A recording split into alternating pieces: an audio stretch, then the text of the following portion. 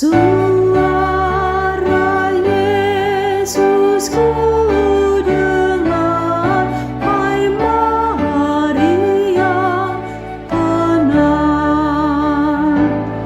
Serahkanlah kepadaku bebanmu yang berat.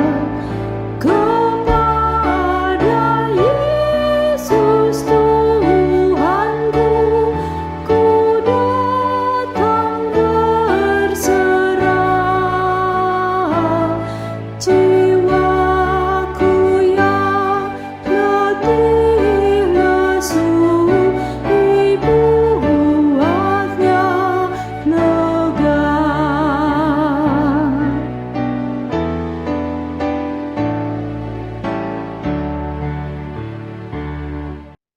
Baik, sekali lagi selamat malam, selamat datang Bapak Ibu, saudara-saudara sekalian di kelas PIK Pengajaran Iman Kristen bersama dengan saya, Sundoro dari Pelayanan Garam di Bali. Malam hari ini kita melanjutkan pemikiran kita, perenungan kita pada Raja Manasye. Sebelumnya mari saya ajak kita Bapak Ibu untuk masuk di dalam doa. Mari kita berdoa. Bapa di dalam surga, kami sekali lagi bersyukur dan berterima kasih untuk waktu yang Tuhan beri. Terima kasih untuk anugerah yang Tuhan nyatakan. Terima kasih untuk berkat-berkat yang Tuhan berikan, kesegaran yang Tuhan nyatakan. Mari Tuhan tolong kami, di dalam kami memikirkan orang-orang yang menjadi pemimpin umat. Biarlah dari sini kami belajar untuk tidak membuat kekeliruan dan kesalahan yang sama. Berkati hamba-Mu yang Kau tahu siapa dia, dan berkati kami dengan perenungan pemikiran kami masing-masing. Dengar doa sembahyang kami ya Tuhan, di dalam Kristus Yesus Tuhan kami memohon, kami berdoa. Amin. Ya Bapak Ibu, Saudara-saudara, mari kita melihat di dalam Alkitab kita, di dalam 2 Tawarik. 2 Tawarik ini membahas mengenai Manasye, pasal 33. Ada juga di dalam 2 Raja-Raja, pasal 21. Nanti kita akan lihat, tetapi saya mau ajak Bapak Ibu untuk fokus di dalam 2 Tawarik, pasal yang ke-33. Saya akan membacakan bagi Bapak Ibu dan saudara-saudara sekalian. Harap saudara betul-betul mengikuti di tempat saudara masing-masing di Alkitab saudara, sehingga kita boleh melihat dan belajar sama-sama. Saya bacakan ayat pertama. Manasye berumur 12 tahun pada waktu ia menjadi raja, dan 55 tahun lamanya ia memerintah di Yerusalem. Ia melakukan apa yang jahat di mata Tuhan, sesuai dengan perbuatan keji bangsa-bangsa yang telah dihalaukan Tuhan dari depan orang Israel. Ia mendirikan kembali bukit-bukit pengorbanan yang telah dirobohkan oleh Hizkia, ayahnya. Ia membangun mezbah-mezbah untuk para Baal, membuat patung-patung Asiria, dan sujud menyembah kepada segenap tentara langit, dan beribadah kepadanya. Dan ia mendirikan mezbah-mezbah di rumah Tuhan, walaupun sehubungan dengan rumah itu, Tuhan telah berfirman, di Yerusalem namaku akan tinggal untuk selama-lamanya. Dan ia mendirikan juga mezbah-mezbah bagi segenap tentara langit di kedua pelataran rumah Tuhan. Bahkan ia mempersembahkan anak-anaknya sebagai korban dalam api di Lebak Ben Hinnom. Ia melakukan ramal, telaah, dan sihir, dan menghubungi para pemanggil arwah dan para pemanggil roh peramal. Perhatikan di sini ayat yang ke-8, saudara. Ia melakukan banyak yang jahat di mata Tuhan, sehingga ia menimbulkan sakit hatinya. Ayat yang ke-7, ia menaruh juga patung berhala yang telah dibuatnya dalam rumah Allah, walaupun Allah telah berfirman kepada Daud dan kepada Salomo anaknya. Dalam rumah ini dan di Yerusalem yang telah kupilih dari antara segala suku Israel, aku akan menaruh namaku untuk selama-lamanya. Aku tidak akan membuat pula orang Israel berjejak keluar dari tanah yang telah kutentukan, untuk nenek moyangmu. Asal saja mereka melakukan dengan setia segala yang telah kuperintahkan kepada mereka dengan perantaraan Musa, yakni segala hukum, ketetapan, dan peraturan. Tetapi Manasye menyesatkan Yehuda dan penduduk Yerusalem sehingga mereka melakukan yang jahat. Perhatikan lagi ayat firman Tuhan ini, saudara-saudara. Melakukan yang jahat lebih daripada bangsa-bangsa yang telah digunakan Tuhan dari depan orang Israel. Kemudian berfirmanlah Tuhan kepada Manasye dan rakyatnya, tetapi mereka tidak menghiraukannya. Oleh sebab itu Tuhan mendatangkan kepada mereka panglima-panglima tentara Raja Asyur yang menangkap Manasye dengan kaitan, membelenggunya dengan rantai tembaga dan membawanya ke Babel. Dalam keadaan yang terdesak ini, ia berusaha melunakkan hati Tuhan Allahnya. Ia sangat merendahkan diri di hadapan Allah nenek moyangnya. Ini ayat yang sangat indah sekali, saudara ya. Sekali lagi saya bacakan ayat yang ke-12. Dalam keadaan yang terdesak ini, ia berusaha melunakkan hati Tuhan Allahnya. Ia sangat merendahkan diri di hadapan Allah nenek moyangnya dan berdoa kepadanya. Maka Tuhan mengabulkan doanya dan mendengarkan permohonannya. Ia membawanya kembali ke Yerusalem dan memulihkan kedudukannya sebagai raja. Dan Manasye mengakui bahwa Tuhan itu Allah. Kemudian ia mendirikan tembok luar dari kota Daud di sebelah barat Gihon di lembah sampai dekat pintu gerbang ikan. Mengelilingi Ofel, tembok itu dibuatnya sangat tinggi. Ia menempatkan juga panglima-panglima perang di tiap kota kubu di Yehuda. Ia menjauhkan ala-ala asing dan berhala dari rumah Tuhan, juga segala mezbah yang didirikannya di atas gunung rumah Tuhan dan di Yerusalem, dan membuangnya keluar kota. Ia menegakkan kembali mezbah Tuhan, mempersembahkan korban keselamatan dan korban syukur di atasnya, menyerukan kepada Yehuda untuk beribadah kepada Tuhan Allah Israel. Ayat 17, saudara-saudara, walaupun demikian, rakyat masih mempersembahkan korban di bukit-bukit pengorbanan, tetapi hanya kepada Tuhan Allah mereka.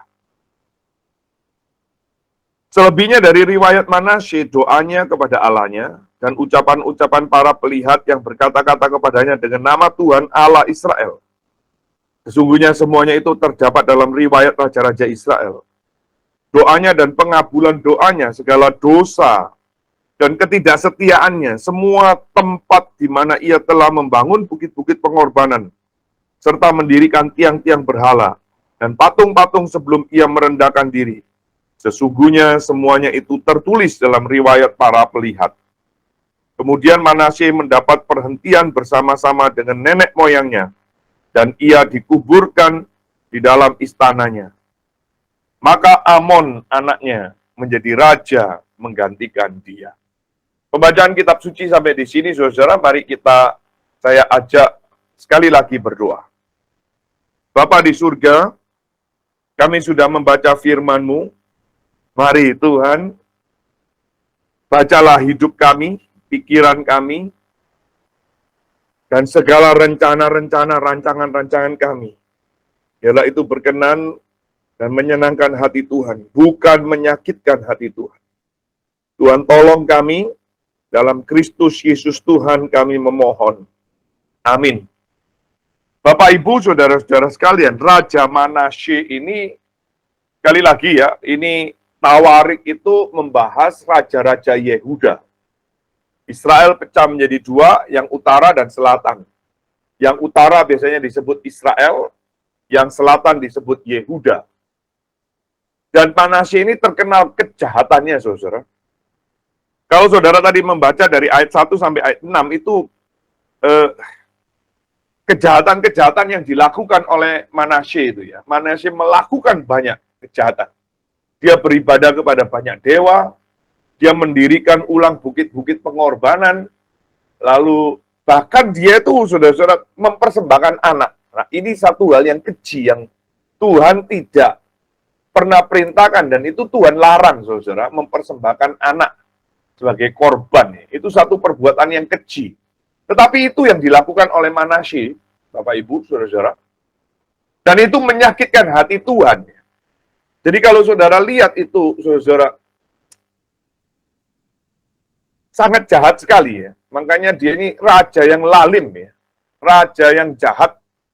Nah, saudara-saudara, saya mengajak satu perbandingan lagi di dalam Dua Raja-Raja ya, pasal yang ke-21. Dua Raja-Raja pasal 21, saudara, mencatat satu, dia mencatat satu kejahatan lagi yang tidak dicatat di dalam Tawarik. Apa yang dicatat di situ, saudara? Dua Raja-Raja 21 ayat 16, saya bacakan. Lagi pula, Manasye mencurahkan darah orang yang tidak bersalah sedemikian banyak, hingga dipenuhinya Yerusalem dari ujung ke ujung. Belum termasuk dosa-dosanya yang mengakibatkan orang Yehuda berdosa pula dengan berbuat apa yang jahat di mata Tuhan. Jadi, saudara-saudara, ini Manasye ini haus darah, saudara ya. Haus darah, saudara. Dan kalau saudara lihat itu, ini tidak di dalam Alkitab, tetapi di dalam sejarah orang Yahudi, itu Nabi Yesaya itu mati digergaji oleh Raja Manasye. Digergaji, dibelah menjadi dua.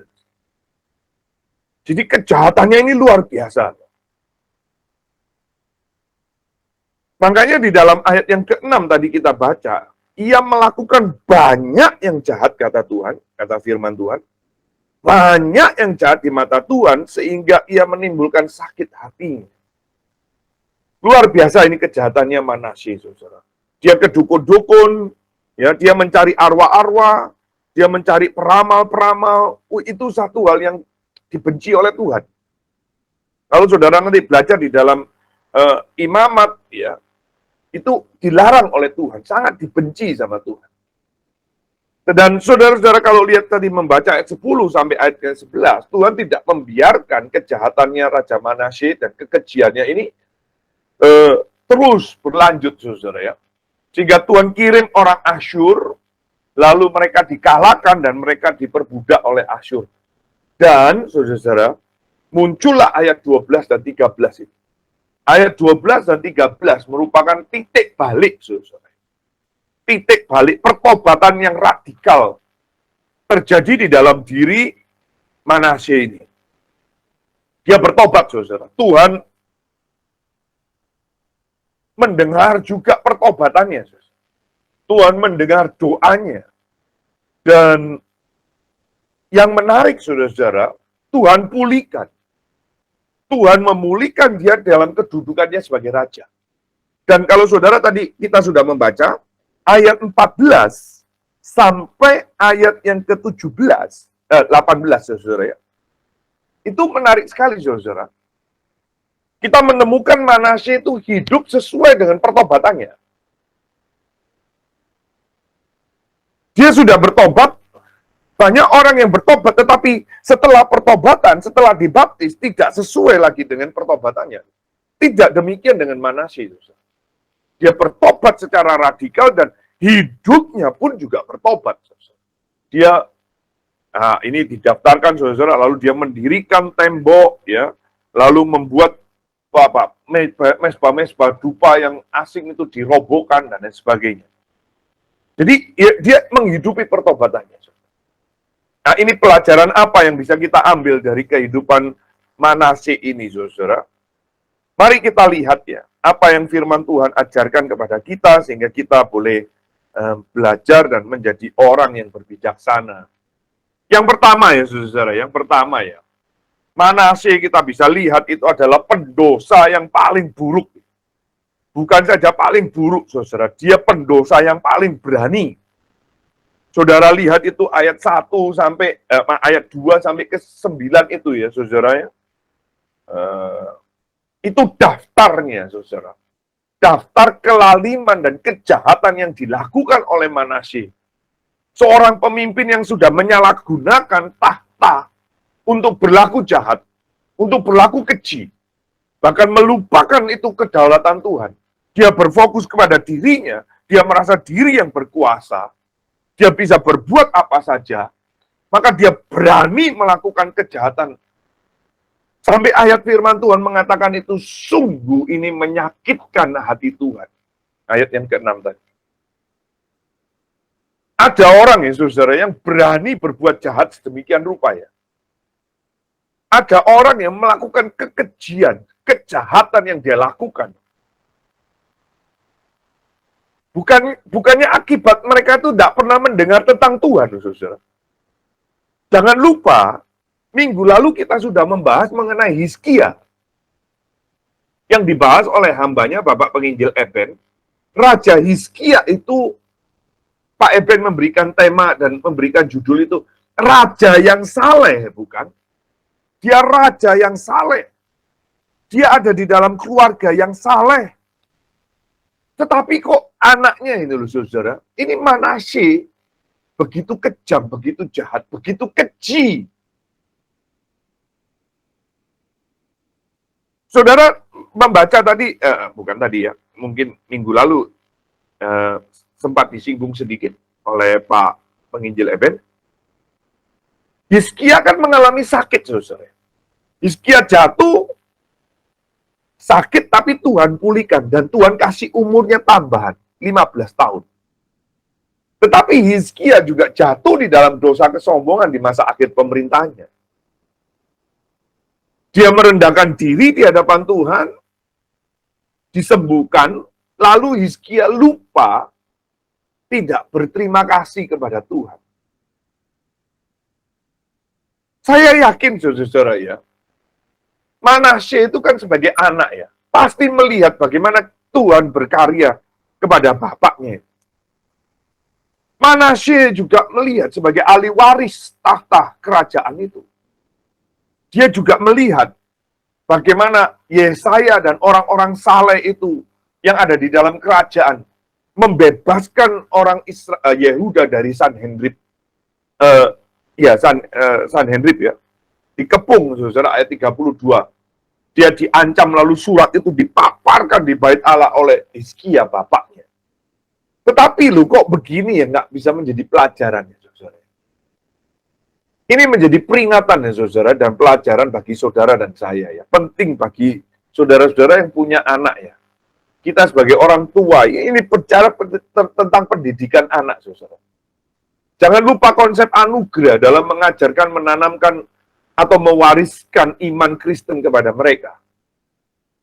Kita melihat, saudara ya, ada anak itu yang dididik baik-baik, keluarga baik-baik, tapi ya hasilnya tidak baik juga. Itu di dalam fakta sejarah banyak sekali, saudara. Bahwa pendosa-pendosa yang paling buruk, yang paling berani itu,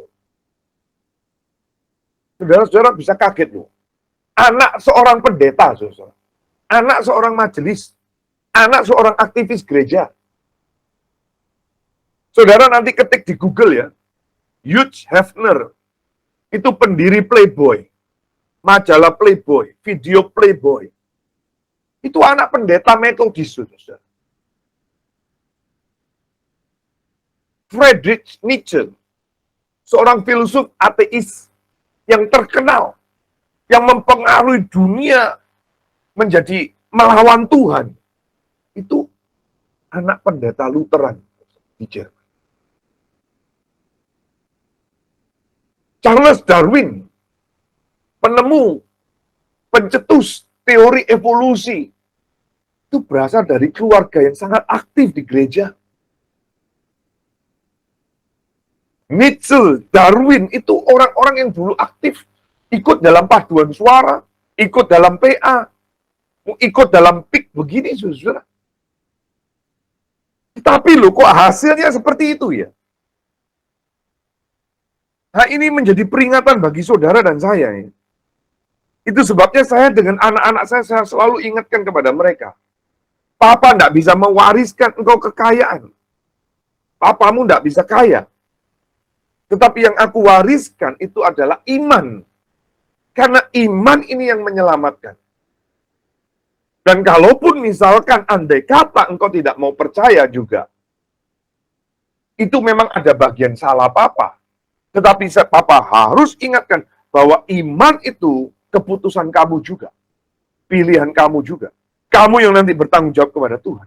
Tapi yang pasti kamu dititipkan Tuhan melalui Papa dengan iman kepada Kristus. Dan tugas, kewajiban Papa mendidik engkau, memperkenalkan Kristus di dalam hidupmu. Karena ini, saudara, banyak, saudara. Saya dulu punya juga pendeta, anaknya itu, nakal sekali, saudara. Preman, saudara. Memang akhirnya jadi pendeta juga, bertobat. Ya, tetapi Tuhan kasih dia pelayanan nggak panjang, saudara. Akhirnya mati sangat muda usianya. Dan ini menjadi peringatan bagi saudara dan saya. Saudara yang aktif dalam pelayanan, saudara yang ambil pelayanan itu sebagai majeliskah, sebagai penguruskah, sebagai vikariskah, sebagai penginjilkah, sebagai hamba Tuhan, saudara mesti waspada terhadap anak-anak kita. Raja Manasye itu begitu berani melakukan tindak kejahatan, saudara. Tadi kita sudah melihat di dalam 2 Raja-Raja 21 ayat 16. Dia menumpahkan begitu banyak darah orang yang tak bersalah. Darah orang yang tidak berdosa. Itu tumpah akibat perbuatannya Manasye. Yesaya pun menjadi korban. Itu nabi yang dihormati oleh orang Israel. Nabi yang besar itu, saudara. Mati dibunuh dengan cara, menurut tradisi Yahudi, digergaji, saudara, oleh Manasye. Dan masih banyak darah para imam yang dia tumpahkan. Imam-imam yang menghalangi dia untuk berbuat keji. Dia begitu berani, saudara, sampai berani mengkorbankan anaknya sendiri. Coba. Ini orang gila sekali, saudara. Ini orang sadis kan. Orang egois sekali. Dia hanya berpikir untuk keuntungannya dia sendiri. Berhenti di situ, saudara. Tidak. Ayat 9, saudara perhatikan. Manasye menyesatkan Yehuda dan penduduk Yerusalem. Coba, saudara. Dia menyesatkan seluruh kota, seluruh negeri. Sampai tadi ada catatan, saudara, ya. Ayat 9 tadi. Mereka melakukan yang jahat lebih daripada bangsa-bangsa yang telah digunakan Tuhan di depan orang. Coba, begitu besar kejahatannya Manasye. Saudara, seringkali kita tidak memahami secara utuh dan cepat. Mengapa ya Tuhan membiarkan orang-orang yang melakukan kekejian? Kenapa begitu banyak darah tertumpah akibat orang-orang yang jahat begini? Dan kenapa kok Tuhan sepertinya diam? Kenapa ya Tuhan seolah-olah tidak ada berikan konsekuensi kepada mereka? Orang-orang yang melakukan kejahatan seolah-olah tidak ada konsekuensi apa-apa. Sehingga membuat kita bertanya-tanya, buat apa kalau gitu saya hidup suci? Buat apa saya menjaga hidup ini? Buat apa? Buat apa? Loh itu loh, orang itu aja nggak apa-apa kok. Saudara, bukankah ini juga menjadi pergumulan kita ya, saudara?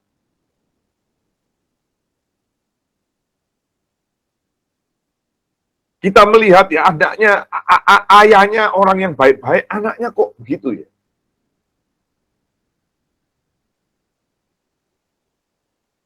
Dan yang lebih menarik, saudara, saya itu berpikir sekali ya, saya waktu merenungkan ini saya juga melihat, Hizkia itu orang yang spiritualitas, orang yang spiritualnya baik sekali. Sampai Tuhan kasih dia perpanjangan umur 15 tahun, dia mengalami mujizat yang luar biasa. Tapi kita juga kok melihat ya, orang Yehuda begitu gampang disesatkan. Orang Yerusalem gampang mengikuti yang sesat ya. Segera menyimpang dalam kejahatan. Nah ini loh, saudara. Ada contoh yang baik ya, tapi tidak cukup kuat ya. Maka saudara-saudara dan saya ya, tidak cukup loh, saudara. Merasa diri saudara baik, lalu memberikan teladan yang baik, itu tidak cukup, saudara. Tidak cukup. Karena itu tidak akan membuat orang atau manusia itu kuat untuk bertahan di dalam kesuciannya. Kecuali Injil, saudara. Injil itulah yang membuat manusia itu bisa berubah radikal. Maka sekali lagi ya saudara, sebagai umat Tuhan, kita perlu berhati-hati agar tidak terpengaruh, terus tolerir dengan kejahatan, khususnya dengan para pemimpin-pemimpin yang tidak saleh. Baik itu secara politik maupun di gereja, saudara. Kita sedang menghadapi tahun politik, ya. Kita memasuki tahun politik, dan sekarang kita sudah disuguhi berita-berita dengan calon-calon presiden yang akan datang tahun 2024. Nah, saudara berdoa baik-baik. Saudara perlu berdoa supaya saudara jangan Tuhan munculkan pemimpin yang benar-benar takut akan Tuhan. Saudara jangan sampai salah memilih pemimpin, saudara.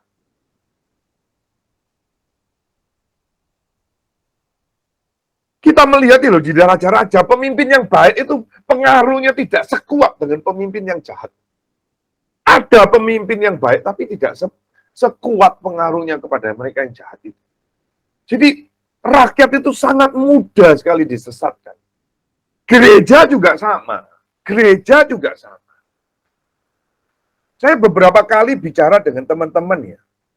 Ada teman-teman yang mengeluhkan gerejanya gini gitu. Ada orang yang berkeluh kesah. Pendeta saya begini, begitu. Tapi loh kenapa engkau tetap bertahan di sana? Engkau sedang membuang waktumu. Engkau sedang membuang anugerah Tuhan yang ada di dalam dirimu. Engkau tidak bertumbuh. Engkau tidak bisa maju. Engkau tidak bertanggung jawab terhadap karunia-karunia yang Tuhan anugerahkan. Tentu, saudara-saudara, saya memahami alasan-alasan yang saudara akan berkata, oh saya sudah dari dulu, keluarga saya di gereja ini. Nah, kakek nenek moyang saya di gereja ini. Bahkan mungkin itu yang mendirikan gereja ini adalah, itu bapak saya, opa saya, gitu. Saudara-saudara, berdoa baik-baik. Berdoa baik-baik. Kalau saudara melihat ada pemimpin-pemimpin yang sudah tidak beres, saudara berdoa baik-baik. Minta pimpinan Tuhan. Jaga hati kita agar tidak mudah terpikat oleh figur-figur orang-orang tertentu dalam pelayanan kita. Saya juga tidak menyangkal, saudara ya. Saya tidak menyangkal. Kalau kita ikut di dalam pelayanan, kita ikut di satu gereja, itu karena figur-figur tertentu, itu pengaruh, setuju. Itu tidak bisa disangkal. Tetapi, saudara-saudara, saudara dan saya harus lebih mengutamakan firman daripada figur-figur tertentu itu. Apakah figur ini entertainer, seorang artis lah, olahragawan lah, politikus lah, pejabat lah, atau dosen Kristen mungkin. Karena orang-orang ini tidak auto sejalan dengan firman, tidak. Sus. Saya mengalami juga beberapa kali, saudara ya. 3 kali lah ya. 3 kali ya. Waktu saya di Surabaya, saudara, saya melihat ini pendeta saya sudah mulai mengarah kepada aliran yang nggak beres gitu, saudara. Saya berdoa, saudara. Saya berdoa minta sama Tuhan, pimpinan Tuhan. Lalu Tuhan pimpin saya pindah ke Bali. Di Bali saya berdoa minta Tuhan pimpin saya di gereja mana. Akhirnya Tuhan pimpin di satu gereja. 16 tahun saya di sana. Di satu gereja. Setelah 16 tahun, saudara, saya melihat ada yang tidak beres dalam soal keuangan. Ada hal yang tidak beres di dalam keuangan. Sehingga akhirnya beberapa majelis, rekan-rekan majelis itu datang ke kantor saya, datang ke rumah saya, minta saya sebagai juru bicaranya untuk mempertanyakan soal keuangan itu. Saudara, perpuluhan yang tidak dibayarkan, perpuluhan hamba Tuhan ini juga tidak bayar, perpuluhan gereja nggak dibayarkan, itu beberapa tahun, saudara. Dan pendetanya marah sekali dengan saya. Saya berdoa, saudara, saya berdoa. Tidak langsung pindah, saya tidak langsung pindah. Saya berdoa itu sampai beberapa tahun lewat, saudara. Baru saya akhirnya memutuskan untuk pindah ke satu gereja.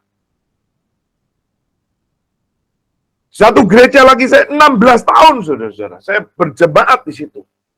Fight, berjuang Mulai dari nggak ada, dari awal, saudara-saudara, ikut berjuang, saudara. Tetapi, saudara-saudara, saya juga mulai melihat ada aroma-aroma yang nggak baik, mulai politik, mulai trik, mulai ini, aduh, senggol sini, sikut sini, sikut sini. Ini nggak beres ini. Ada ambil kepentingan, memperalat orang-orang. Saya rasa nggak beres ini, ada sesuatu yang nggak beres. Saya berdoa.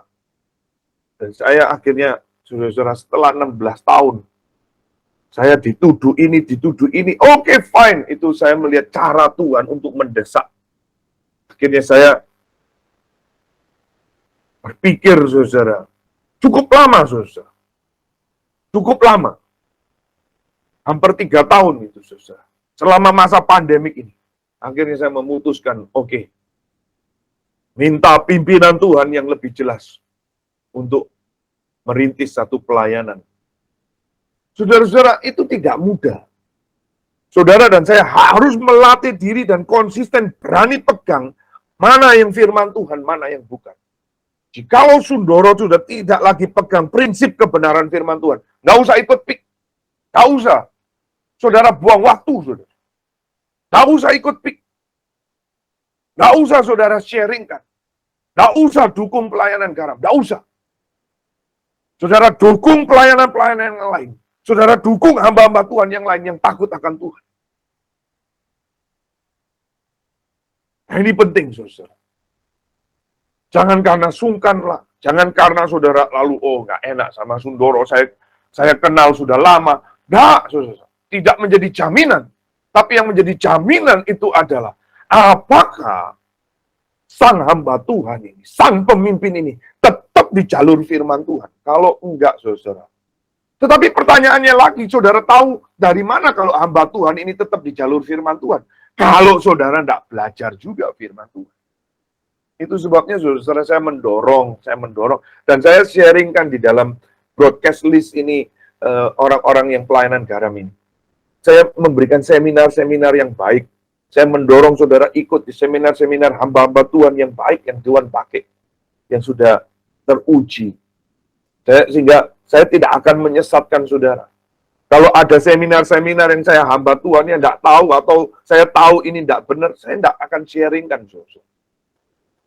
Jadi saudara harus menuntut diri juga untuk belajar firman supaya saudara dan saya tahu. Karena belum tentu, saudara, seperti yang kita lihat ini, Manasye ini. Dia pemimpin, saudara, tapi menyesatkan umat, saudara. Wah, gawat sekali, saudara. Gawat sekali. Pelajaran yang kedua yang bisa kita ambil, saudara, ya. Yang kedua. Ini Manasye ini pendosa yang paling berani, paling hebat, paling jahat, paling keji. Tetapi pelajaran yang kedua, saudara, keadilan Tuhan itu pasti dinyatakan. Keadilan Tuhan cepat atau lambat akan hadir, akan datang, akan berlaku. Ya, keadilan Tuhan atas mereka yang berbuat kelaliman, kejahatan, kekudusan Tuhan itu tidak pernah bisa dibiarkan, saudara. Terus-menerus umat Tuhan itu melakukan kejahatan, enggak. Dia akan menyatakan. Maka saudara-saudara lihat itu di dalam ayat 11 ya. Tuhan mendatangkan apa kepada mereka panglima-panglima tentara Raja Asyur yang menangkap Manasye dengan kaitan, membelenggunya dengan rantai tembaga dan membawanya ke Babel. Ingat ya saudara ya, bahwa mereka yang melakukan kelaliman dan kejahatan itu tidak akan pernah luput dari hukuman Tuhan. Tidak akan bisa luput. Tidak akan luput. Sooner or later, cepat atau lambat, keadilan Tuhan akan dinyatakan. Bungkuslah dosamu itu serapi-rapi mungkin, tutupilah kebejatanmu serapi mungkin, rapat-rapat kekejianmu, pasti Tuhan bongkar. Maka kita perlu ya mendoakan pemimpin-pemimpin kita. Kita perlu mendoakan ya pemimpin gereja, hamba-hamba Tuhan. baik yang nasional maupun yang internasional. Mereka yang dipercayakan Tuhan di dalam pejabat, sebagai pemegang pedang, kita perlu, saudara. Minggu lalu kita juga disodorkan dengan berita yang sangat rame, saudara ya. Anak pejabat akhirnya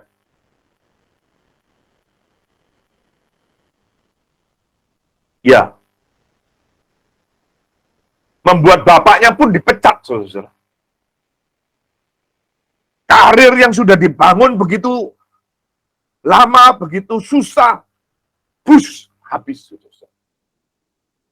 Ketika keadilan Tuhan dinyatakan, saudara, jangan main-main. Saudara tidak akan bisa lari.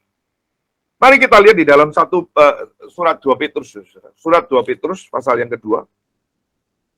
Surat 2 Petrus pasal yang kedua, ayat yang ke-9. Surat 2 Petrus pasal yang ketiga, bukan pasal yang kedua. Pasal yang ketiga, ayat 9. Tuhan tidak lalai menepati janjinya. Sekalipun ada orang yang menganggapnya sebagai kelalaian, tetapi ia sabar terhadap kamu, karena ia menghendaki supaya jangan ada yang binasa. Melainkan, supaya semua orang berbalik dan bertobat. Saudara perhatikan ya, ia sabar, saudara. Jadi, saudara, kesabaran Tuhan itu kadang-kadang kita melihatnya itu orang ini kok jahat, gak ada konsekuensinya. Saudara harus melihat itu kesabaran Tuhan. Kenapa? Supaya dia bertobat, saudara. Supaya jangan ada yang binasa. Tuhan menghendaki pertobatan. Tuhan tidak menghendaki manusia binasa.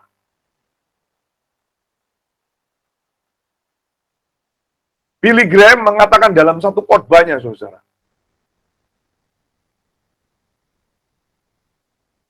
Tuhan tidak menghendaki manusia itu di dalam neraka. Tetapi kenapa manusia sampai ke neraka? Ini kemauannya manusia sendiri. Itu ditekankan juga di dalam surat Timotius, 2 Timotius oleh Paulus. Mereka itu di neraka karena kehendaknya mereka sendiri. Kenapa? Karena tidak mau bertobat. Tidak mau berbalik dan bertobat. Rancangannya Tuhan itu damai sejahtera. Dia mau pertobatan saudara dan saya. Janganlah terus berbuat kejahatan. Janganlah terus berbuat keji. Janganlah terus berbuat kelaliman. Berhenti, saudara. Maka ini pelajaran yang ketiga, saudara. Pelajaran yang ketiga, yang terakhir dari Manasye ini, saudara. Manasye ini kita belajar, dia adalah pendosa yang berani, pendosa yang jahat, pendosa yang begitu luar biasa. Tapi, bagian yang terakhir kita menemukan, dia bertobat. Ini berita yang baik, saudara-saudara. Saya tidak tahu perasaan saudara mendengar ini bagaimana ya. Saudara tadi saya kasih data gitu ya, kejahatannya siapa ini? Manasye, lalu saudara mendengar, iya jahat sekali ya raja ini ya. Keji sekali ya, lalim sekali ya raja ini ya. Saudara mungkin ya, ikut terprovokasi gitu ya, saudara. Lalu saudara sekarang mendengar, oh dia bertobat. Saya tidak tahu perasaan saudara bagaimana ya. Saudara merasa, loh, lalu Tuhan pulihkan, ya, saudara merasa gimana ya? Saudara merasa, loh kok enak ya? Wah, harusnya ini orang dimatikan ini, darah, ganti darah, gigi, ganti gigi, mata, ganti mata, toh, saudara, kan gitu. Tapi ini titik baliknya Raja Manasye, saudara. Dia bertobat, ayat 12 dan 13, dia bertobat dalam keadaan yang terdesak ini. Ia berusaha melunakkan hati Tuhan Allah. Ia sangat merendahkan dirinya, saudara. Kadang-kadang, saudara, bukan kadang-kadang, saya sering kali menemukan orang yang sudah terdesak, sudah berdosa, masih sombong, saudara, tidak mau bertobat, masih menolak Tuhan, sombong, saudara. Masih sombong, masih congkak. Tidak demikian dengan Manasye, saudara. Saya teringat dengan surat 1 Petrus, saudara. Tapi saya tidak tahu, saya lupa 1 Petrus keberapa ya. 1 Petrus berapa? 5, ayat 6. 7, Pak. 7. 1 5 ayat Petrus 7. 5 Ah. ayat 7. 5 ayat 7. Ya. 1 Petrus 5 ayat 7. Oh ya, 5 dulu ya. 1 Petrus Iya. 5 ayat 5, saudara. Iya, 5 dulu. Sampai 7. Terima kasih Bu Erlina. Demikian jugalah kamu, hai orang-orang muda, tunduklah kepada orang-orang yang tua. Dan kamu semua, ini saudara, dan kamu semua, jemaat Tuhan, peserta PIK, rendahkanlah dirimu seorang terhadap yang lain. Allah menentang orang yang congkak, tetapi mengasihani orang yang rendah hati. Karena itu rendahkanlah dirimu di bawah tangan Tuhan yang kuat, supaya kamu ditinggikannya pada waktunya. Saudara-saudara, kadang-kadang ada orang yang sudah terdesak, terhimpit, rugi, dienolkan sama Tuhan. Sudah dikasih penyakit, diabetes, kolesterol, stroke, jantung, paru-paru, ginjalnya gagal. Masih juga sombong. Masih juga berdosa. Mau merendahkan dirinya di hadapan Tuhan. Mau bertobat.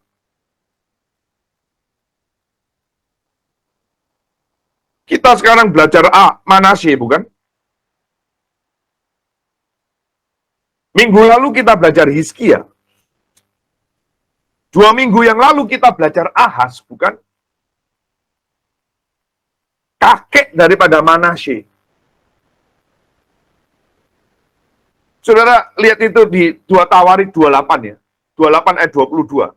Ahaz ini. Ini Ahaz, kakeknya Manasye, saudara. Perhatikan ini Ahaz. 2 Tawarik 28 ayat 22. Dalam keadaan terdesak itu, Raja Ahaz ini malah semakin berubah setia terhadap Tuhan. Ini saudara. Beda sekali dengan Manasye, saudara. Dia tahu dia terdesak. Dia tahu tidak ada jalan keluar. Maka apa yang dia lakukan? Kembali kepada Tuhan. Berusaha melunakkan hati Tuhan Allahnya. Dia sangat merendahkan diri di hadapan Allah nenek moyang. Dan dia berdoa kepada. Saudara, kalau ada malam hari ini sudah terdesak, sudah mepet, sudah engkau rugi banyak, nol, engkau masih tidak mau berdoa, terus lu mau apa? Saudara mau apa? Coba saudara lihat itu. Ayat firman Tuhan. Tuhan mengabulkan doanya. Mengabulkan doa Manasye. Mendengarkan permohonannya Manasye. Ia membawa kembali ke Yerusalem. Sudah dibuang ke Babel. Dibawa saudara. Memulihkan kedudukannya sebagai raja. Dan Manasye mengakui bahwa Tuhan itu Allah. Adakah di antara saudara yang mau mengakui bahwa engkau bukan Allah. Engkau bukan Tuhan. Engkau terbatas. Manusia lemah. Berdosa. Jahat, lalim, berhenti dari kejahatanmu, berhenti dari kelalimanmu. Mari kita kembali kepada Tuhan, mengakui bahwa dialah Tuhan Allah kita. Jadi saudara-saudara ini, saudara mari kita belajarlah ya. Bertobat kembali kepada Tuhan. Ya. Manasye tidak harus bersumpah untuk bergabung sama ikut apa? Camp inilah, retreat inilah, kelompok inilah, enggak, ikut ke dalam biara inilah, atau mengikuti program-program konseling, enggak. Dia cukup berdoa kepada Tuhan. Dia tidak perlu membangun dirinya lalu ayo percaya diri, bangunlah dirimu. Enggak. Saudara, kalau engkau sudah berbuat kejahatan, kalau engkau sudah berdosa, engkau melakukan banyak kekejian, engkau melakukan banyak kejahatan, lunakkan hati Tuhan. Rendahkan diri saudara di hadapan Tuhan. Berdoa kepada.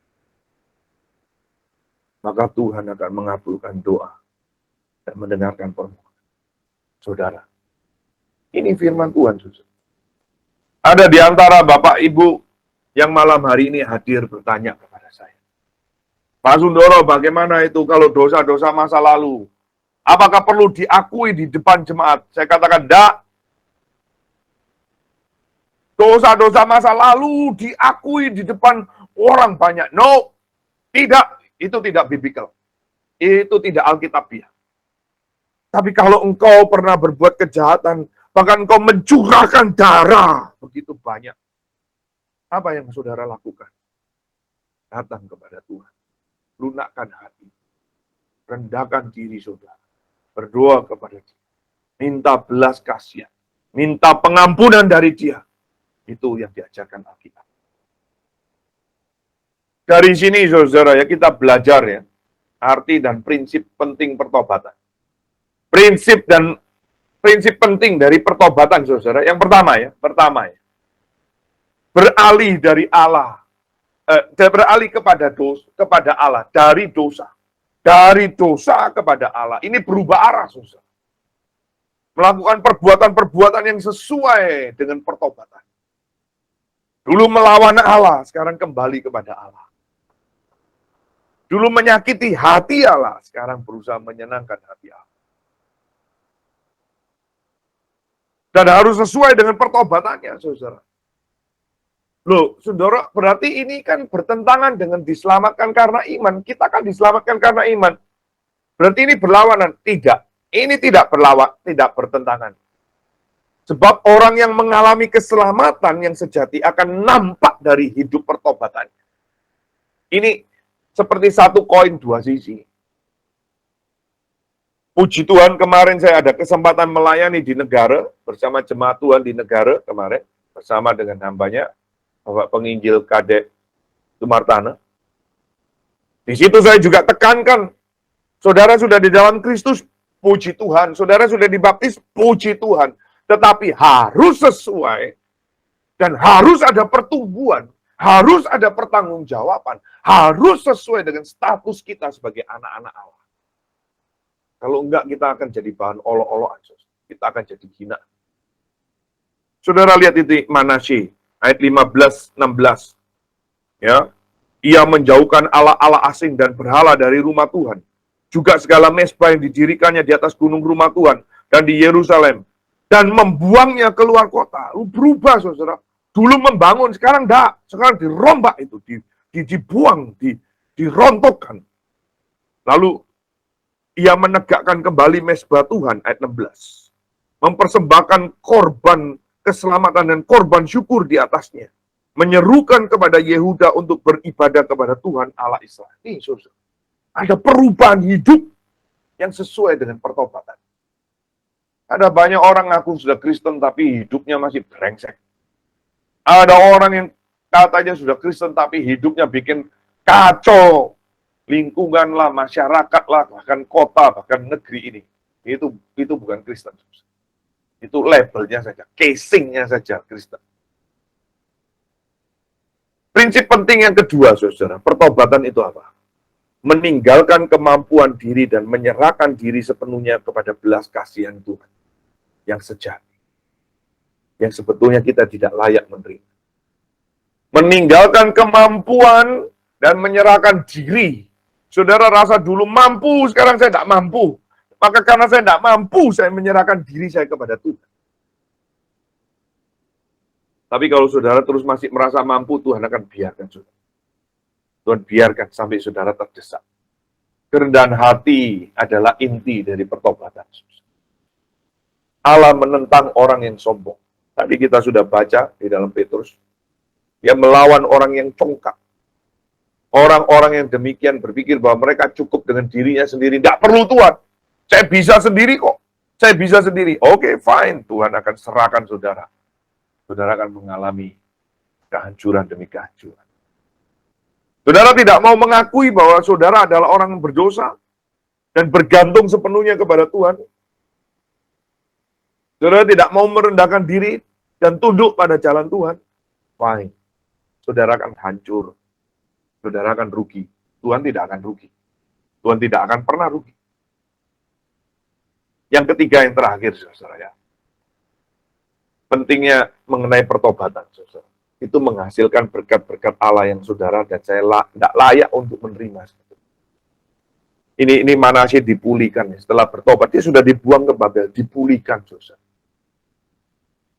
Dipulihkan, saudara. Lalu dia mulai bangun lagi tadi ya, baik Tuhan lah, memperbaiki mesbah Tuhan lah, dan sebagainya. Yang menarik lagi, saudara ya, pasal 33 Tawarik ini, ayat 1, saudara ya. Kalau saudara tadi baca pertama ya, di bagian yang pertama ya, ayat 1 ya, Manasye berumur 12 tahun pada waktu ia menjadi raja. Langsung saudara disambung.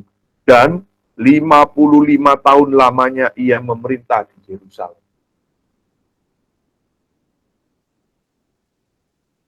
Gile. Sudah begitu jahat, keji, lalim. Tapi saudara sadar nggak, dia memerintah lebih lama daripada Daud. Daud itu cuma memerintah 40 tahun.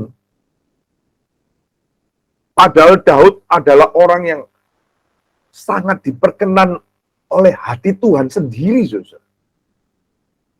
Salomo dengan penuh kemegahannya memerintah cuma 40 tahun.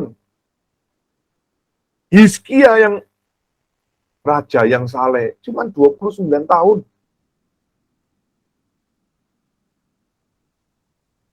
Ini yang sudah jahat, keji, lalim. 55 tahun dia memerintah. Kalau saudara melihat begini, ini apa sih? Pelajaran apa sih yang saudara bisa tangkap? Saudara harus menangkap berapa besar anugerah Tuhan yang berlaku di dalam hidup Manasye. Demikian juga berlaku besar sekali di dalam hidupmu dan hidupku. Saudara-saudara, hal ini tidak berarti ya saudara ya bahwa oh kalau gitu ya Sundoro ya sudahlah kita berbuat yang lalim aja lah Sundoro. Kita buat yang jahat lah, kita buat yang keji saja. Nanti bertobat, lalu Tuhan pulihkan, ya. Oh, saudara-saudara, tidak sederhana itu loh, saudara. Tidak sesederhana itu. Tuhan pulihkan, yes, Tuhan pulihkan. Tapi saudara lihat ya, ada catatan ayat 17. Ayat 17.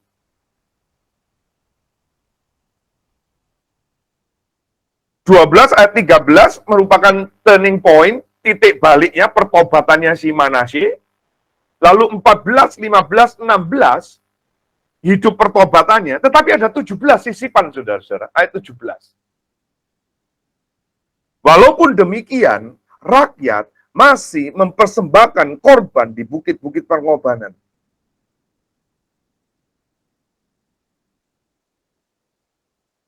Jadi saudara-saudara, Manasye mungkin sudah bertobat, tapi dia tidak populer lagi, dia tidak didengarkan oleh rakyatnya. Rakyatnya juga tidak naruh hormat. Minggu depan kita akan lihat, saudara, ayat 21 sampai 25, dia punya anak namanya Amon, nanti melakukan lagi apa yang jahat di mata Tuhan. Jadi Manasye, walaupun dia bertobat, dia tidak mendapat hormat dalam keluarganya sendiri. Amon anaknya berbuat jahat juga. Coba lihat. Rakyatnya tidak hormat sama dia. Tidak mau dengarkan lagi. Manasye mungkin bertobat, saudara-saudara, tetapi dia tidak bisa menghidupkan Yesaya yang sudah dia bunuh. Orang-orang suci yang darahnya dia tumpahkan. Termasuk anak-anaknya yang dia persembahkan itu mungkin menjadi yang dia pernah bakar sebagai persembahan. Itu bayangkan perasaan bersalahnya di dalam dirinya itu. Saudara, tidak mudah.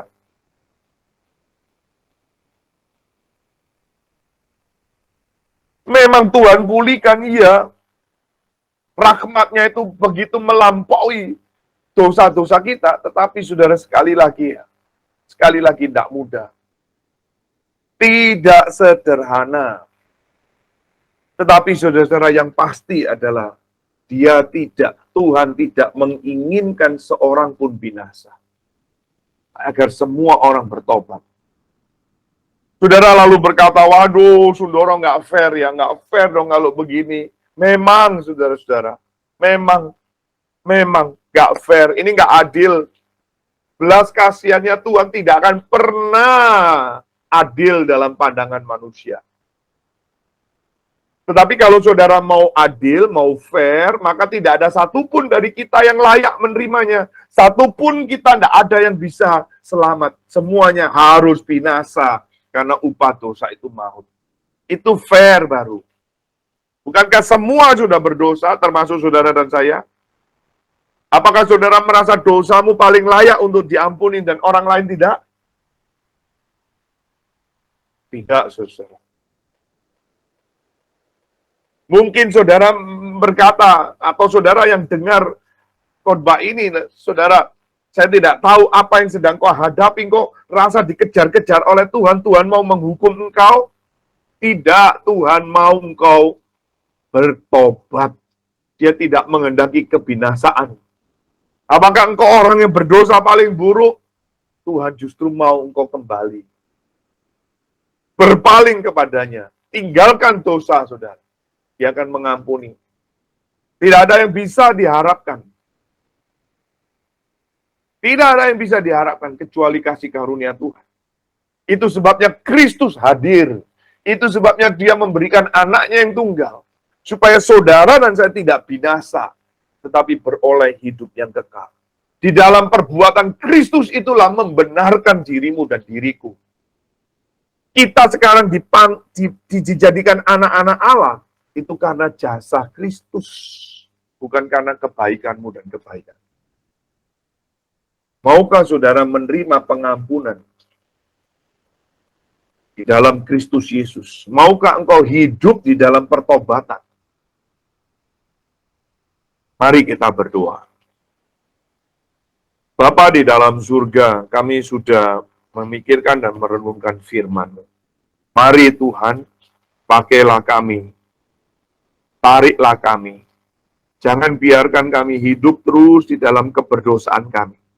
Tetapi biarlah kami boleh sadar, jijik akan dosa itu, tinggalkan semua kejahatan, dan kami boleh menyenangkan hati-Mu, mengerjakan pekerjaan baik yang Tuhan sudah persiapkan, dan menjalankan kehendak Tuhan.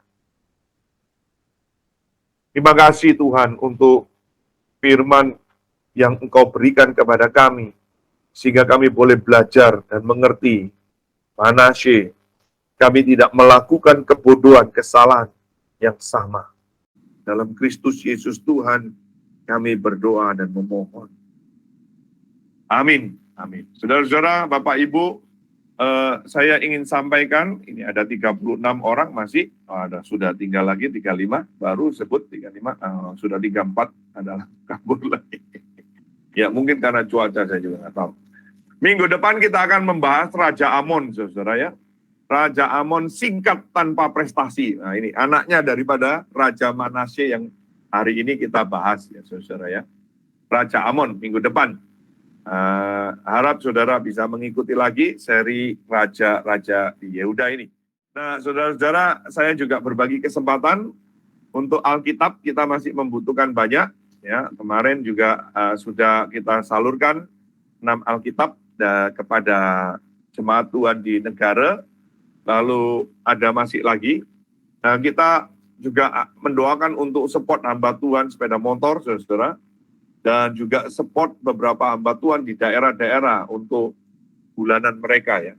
Nah, saudara kalau tergerak, saudara berdoa dan minta kekuatan anugerah dari Tuhan. Beasiswa kami masih open juga, dan kiranya Tuhan memampukan. Lalu saudara-saudara jangan lupa mengikuti seri-seri kami yang lain melalui podcast, YouTube. Ya, YouTube ini belum ada yang baru ya Pak Ben ya, masih nanti yang raja-raja yang sudah diedit nanti kita akan upload ke YouTube ya. Atau saudara bisa lihat di Anchor atau Spotify, ketik di Pelayanan Garam Bali. Ya. Nah, saudara-saudara, kalau diberkati melalui pelayanan ini, saya mendorong saudara mengajak, meneruskan, mengundang teman-teman kita, saudara kita seiman lainnya untuk mengikuti kelas Speak Online ini. Supaya semakin lebih banyak lagi orang yang diberkati. Ya. Dan kalau saudara diberkati dan tergerak mau memberikan persembahan sebagai syukur saudara, saudara bisa salurkan di gereja di mana Tuhan sudah tempatkan saudara masing-masing, atau saudara mau salurkan kepada kami lewat pelayanan garam Bali, saudara bisa hubungin nomor yang sudah saya cantumkan, itu nomor saya salah satunya dan nomor bendahara. Dan kami akan berbagi nomor rekening. Ya.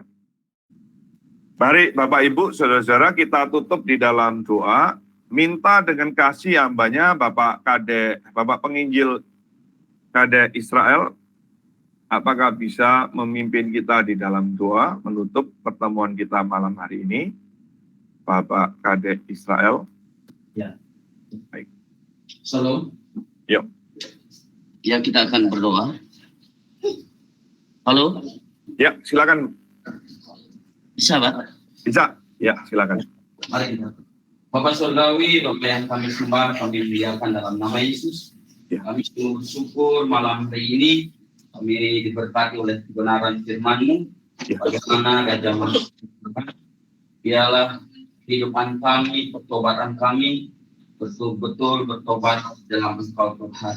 Dan pertumbuhan rohani kami terus bertumbuh di dalam Engkau Tuhan. Mari terus tuntun kami, berkati kami. Kami sungguh bersyukur malam hari ini, hamba-Mu, seluruh yang sudah menyampaikan kebenaran firman-Mu, berkati hamba-Mu, pelayanan, dan layanan garam ya Tuhan, biarlah Tuhan menolong seluruh tim untuk memberkati. Begitu juga kami yang ikut di dalam pelajaran malam hari ini, kiranya Tuhan menolong, memberkati.